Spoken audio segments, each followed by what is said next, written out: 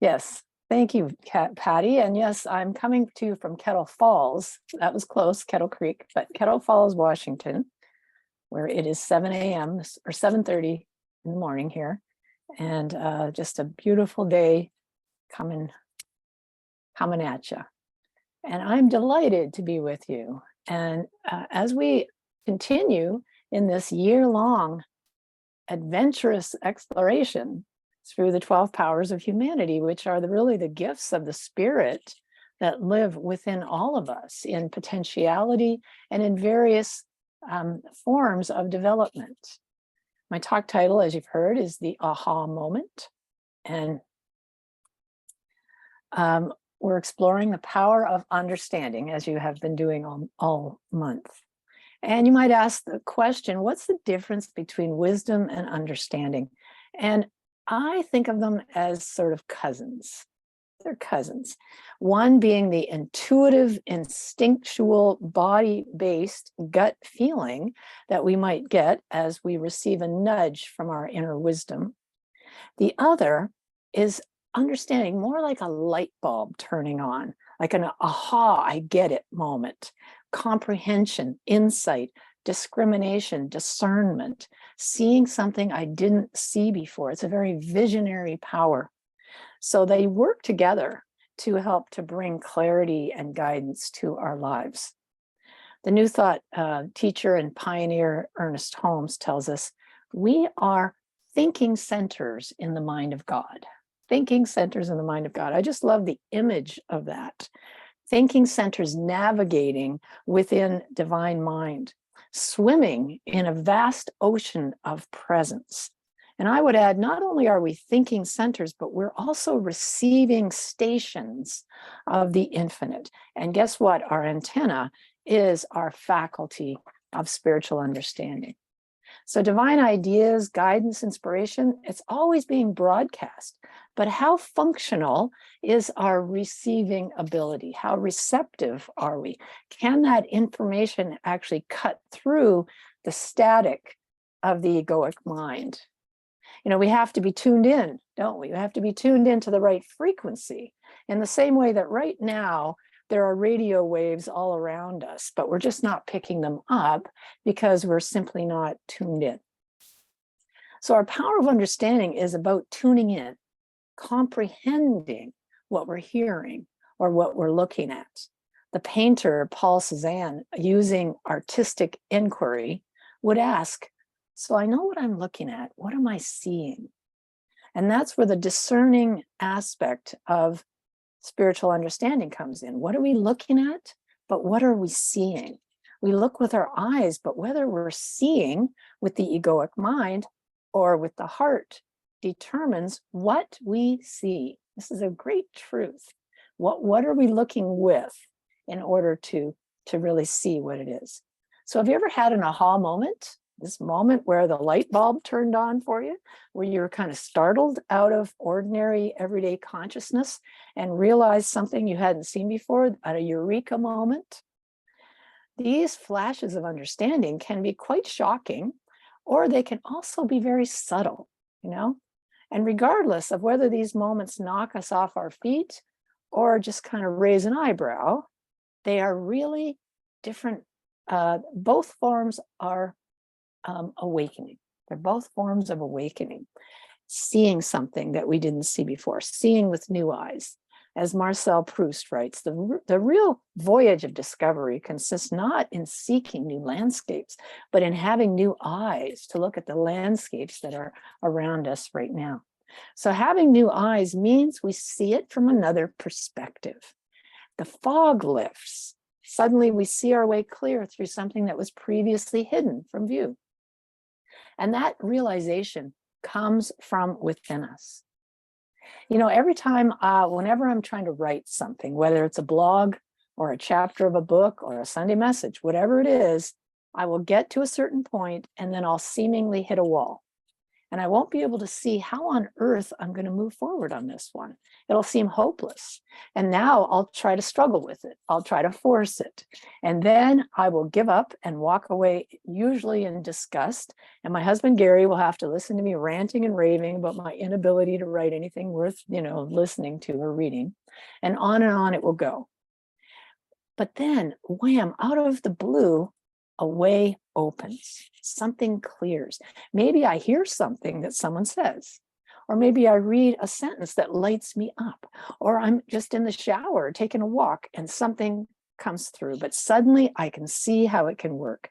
I can see where it can go. And now look out, I can't write fast enough. I just love being in that flow. So divine understanding is always available, but I have to get out of my own way in order to receive it. The wonderful Indian poet Rabindranath Tagore wrote this: "He dwells within my soul and inspires all my thoughts." I just love that. The presence of God is always available to us because it's everywhere present, and that includes within us, always. And that it's the very ground of our being. It's the source of inspiration. We are thinking centers in the mind of God, and it is so important for us to regularly make an inward journey to the source in order to receive that inspiration and guidance. So we don't have to wait for a lightning bolt to strike. We can practice calling on our power of understanding anytime, right now, in fact. Call on it, ask for guidance, ask for understanding, and then see with new eyes. So a great line of questioning that I have found very helpful to ask myself when I'm in need of guidance around maybe a challenging situation kind of goes like this.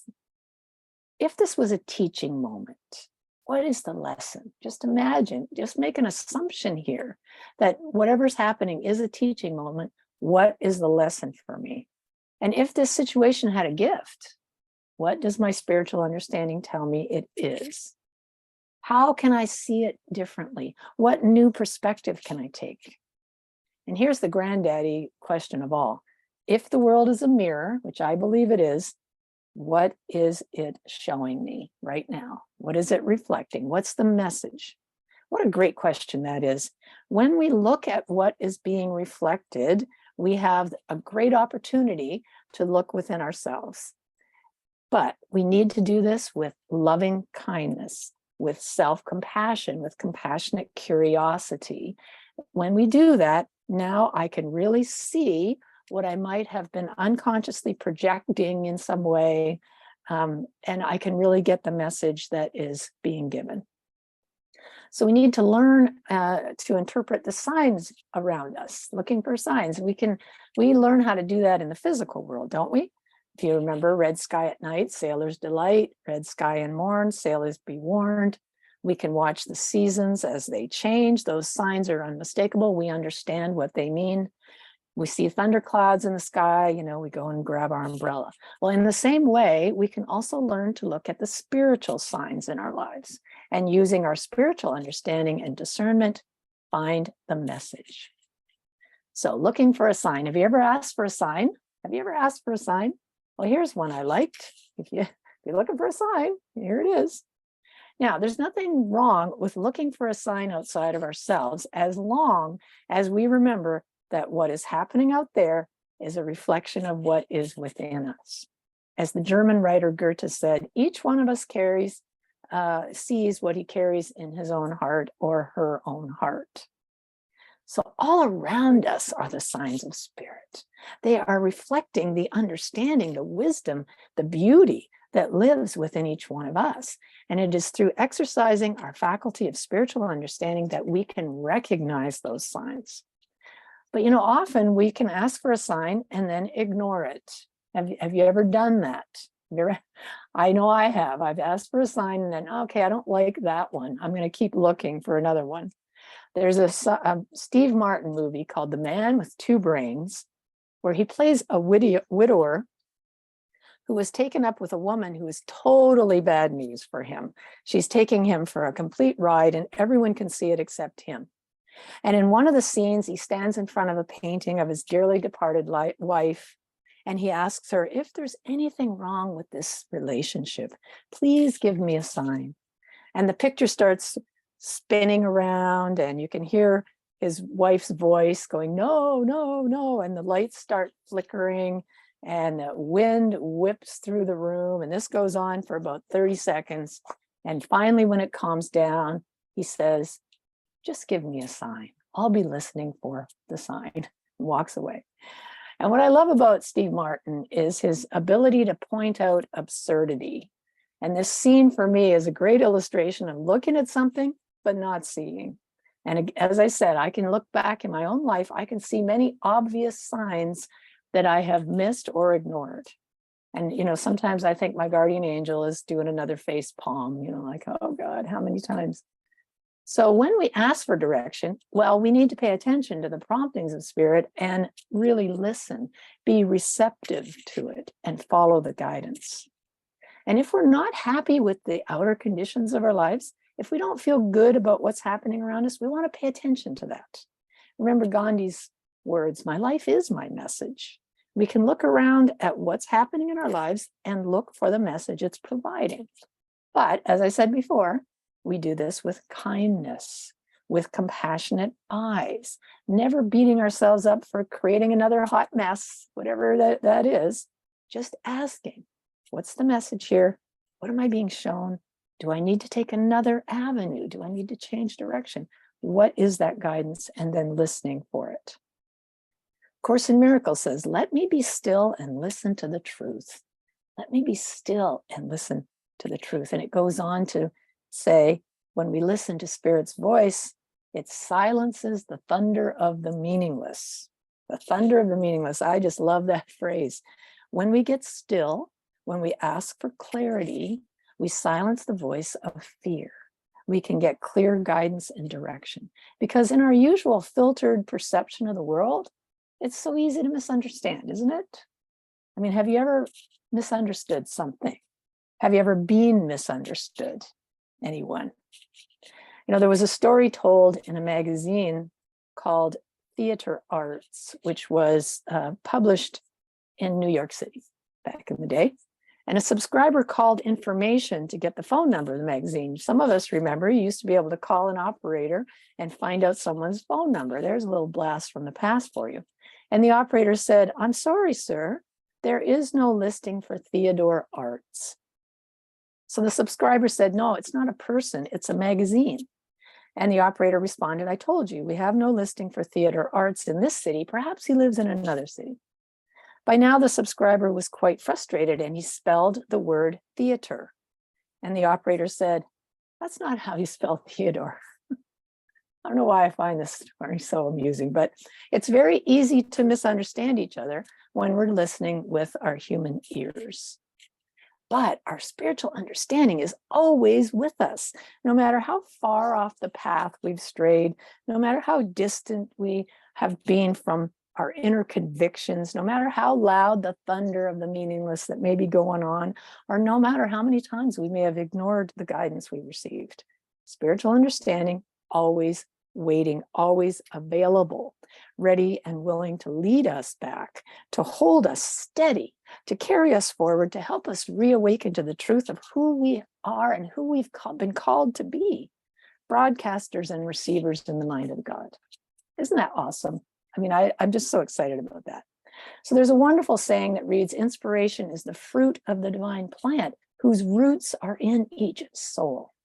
Divine inspiration is rooted within each one of us because the power of spirit stands under all things. That's the whole idea of understanding. It underlies all of creation, stands under each one of us. But we have to get quiet and still to allow that movement to happen. Power of understanding is represented by the disciple Thomas, better known as Doubting Thomas. And he got his name, of course, because as the story goes, he had not been present when Jesus appeared to the disciples after the crucifixion. And upon hearing about it, he said he needed to see those nail marks and touch them before he would believe what they told him. He needed firsthand experience. He wasn't satisfied from a story from someone else. So later, when Jesus appeared to him, now the light shone for Thomas. This is a really pivotal moment in the story. He fell to his knees with understanding. In fact, a greater understanding than all the others had. Why? Because the truth dawned on him. And at that moment, by touching the wounds of Jesus, Thomas was healed of his own wound of disbelief. And we can use our spiritual understanding to get beyond our own disbelief. We can use it to see below the surface, to look deeper than the outer appearance, to see, first of all, that all of us are spiritual beings expressing in human form. Once we get that, wow, just think of what comes from that. Because when we look at each other with that understanding, we're all part of this human family, but we're all spiritual beings trying very hard to be human. Spiritual beings trying to be human. And when we experience each other as human family members, now this brings forth empathy. And that's another aspect of spiritual understanding, this sense of feeling with another, feeling the same way someone else feels, understanding how they feel. So when we get to that place, we can recognize a very important truth about our human family.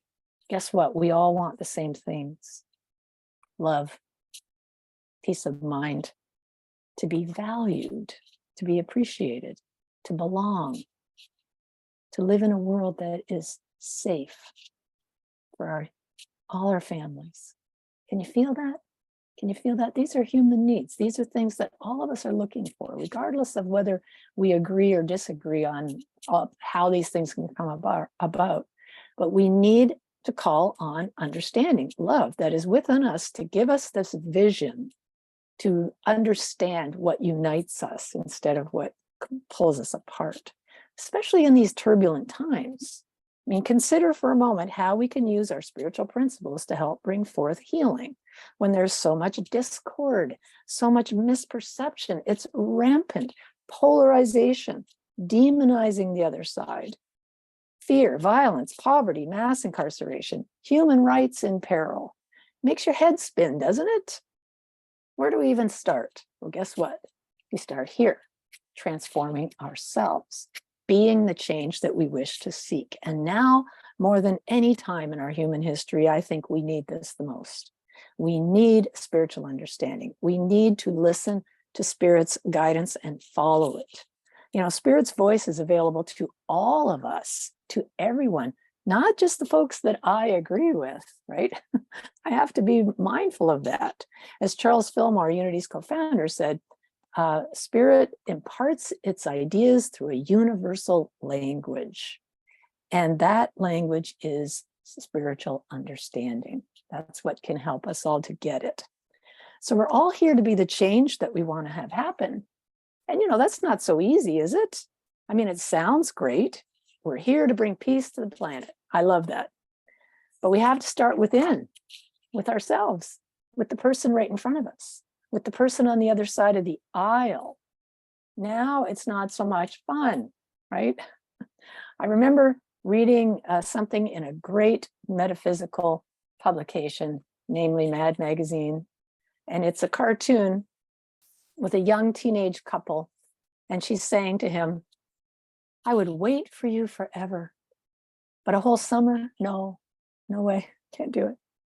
Peace to the world, but with my ex-boss, no, not so much, you know. So peace on earth starts here, as Anne Lamott points out. Earth is a forgiveness school. You might as well start on the dinner table. That way you can do this work in comfortable pants. Anne Lamott, always the pragmatist. So it's not just about receiving spiritual understanding, it's about giving it as well. You know, Gary defines true listening as being willing to be changed by what you hear. And that comes from extending an understanding heart. So where can you spread a little understanding and empathy around? It's a great question to ask yourself. In fact, here are some reflection questions that can take us deeper into spiritual understanding. If Earth is a mirror, what is it showing you right now about your life? How can you use what's showing up to deepen your own understanding and empathy? There's a great question. If there's a gift, what does spiritual understanding tell me it is? What's the gift here? I'm going to hold on until I get it. Here's a bonus question.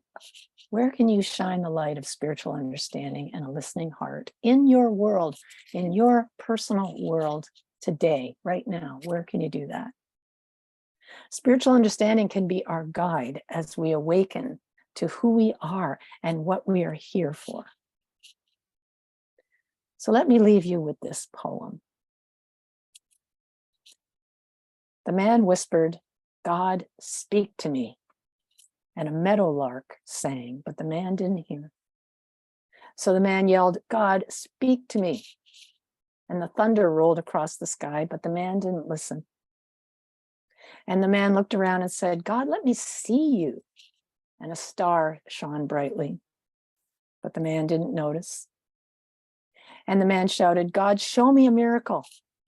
And a life was born, but the man didn't know. So the man cried out in despair, "Touch me, God. Let me know you're here." Whereupon God reached down and touched the man, but the man brushed the butterfly away and walked on. And I love how today's daily word mentions the beauty of having a butterfly touch us. So I invite us all to truly become aware of the butterflies that are gently touching us right here, right now. Pay attention to the signs and the wonders that are being broadcast into our lives. And let's do that right now as we go into prayer and meditation. Let's take a breath together, shall we? And just release all of that. Just release everything as you settle into your seat. I'll invite us all to just sit and settle.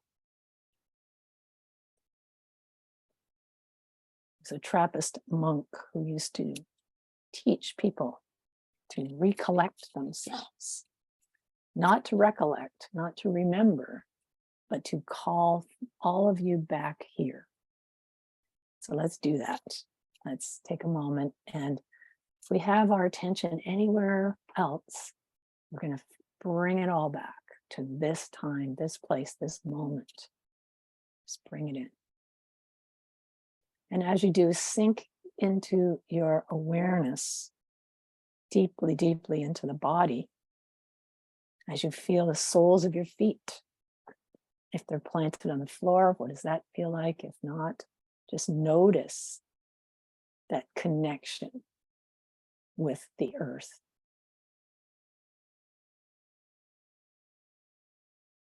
Move your attention upward through the body into the trunk of the body. We begin to do a little belly breathing as we breathe in and out. Just begin to focus on the breath as it anchors you in your body. We live so much of our lives from the neck up.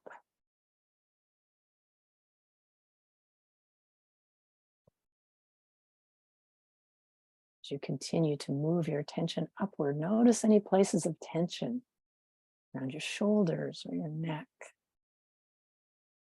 down the arms, the hands.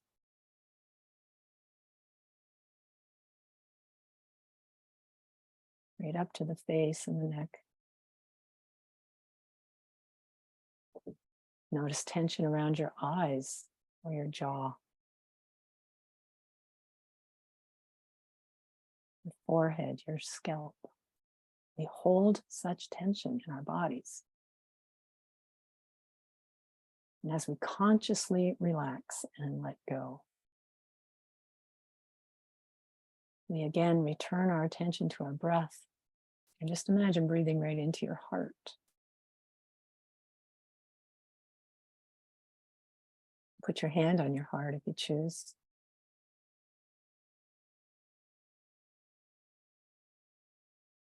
Bring into your mind's eye someone that you deeply love, and let that feeling of gratitude and love, compassion, kindness just begin to bubble up from within you.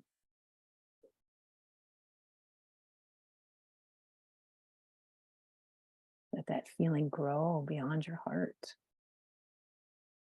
Imagine that every cell of your body is being invigorated and healed through this vibration, gratitude and love, kindness, caring, compassion.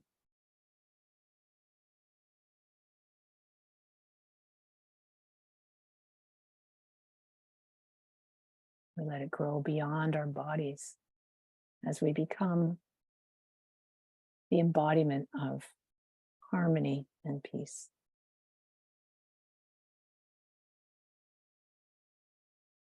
We open ourselves to divine understanding. We call on that power within us to receive the gifts of spirit, to receive comprehension, guidance,